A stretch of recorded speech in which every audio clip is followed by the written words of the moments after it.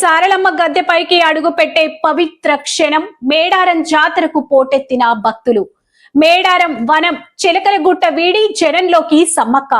గౌరవ సూచకంగా గాల్లోకి ఎస్పీ కాల్పులు. సమ్మక్క తల్లికి గౌరవ వందనం సమర్పించిన పోలీసులు. ఇప్పటికే గద్దెలపై కొలువుదీరిన సారలమ్మ, పగిడిద్దరాజు, గోవిందరాజు వనదేవతల దర్శనానికి లక్షలాదిగా వచ్చిన భక్తులు వేలాది వాహనాలతో ఎక్కడికక్కడ ట్రాఫిక్ జామ్ భక్తజనంతో కిటకిటలాడుతున్న జంపనవాగులో శివ సత్తుల పూనకాలతో సందడి. శుక్రవారం రోజు అమ్మవారికి మొక్కుల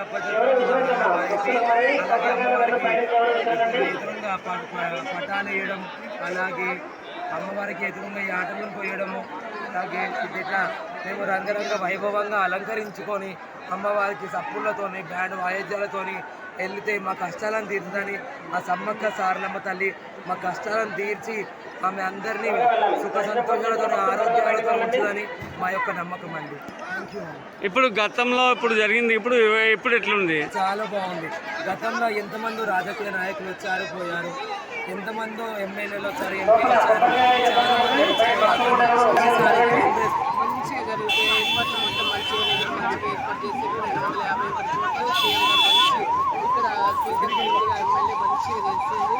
ఎలాంటి కూడా తొందరగా అలాంటి ఏం లేదు. నెమ్మదిగా భక్తులందరూ నిశ్శబ్దంగా ఎలాంటి ఆర్భటం లేకుండా మంచిగా చేయించుకుంటున్నారు. చాలా బాగుంది. 200 సంవత్సరాలు జరగకుండా ఎంత మంచి భక్తులు గద్దెలు కానీ ఫెసిలిటీస్ అన్ని బాగున్నాయి. మంచిగా చేసి ఏర్పాటు చాలా బాగుంది.